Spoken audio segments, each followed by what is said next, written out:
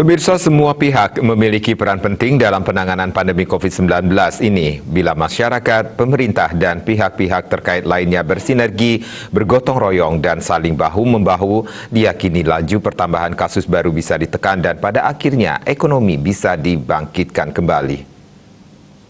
Pandemi COVID-19 ini dampaknya sangat luar biasa.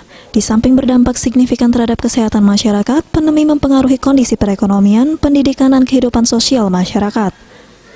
Untuk itu, semua pihak terkait harus bersatu padu dan bergotong royong dalam melakukan upaya-upaya menekan laju bertambahnya kasus baru COVID-19.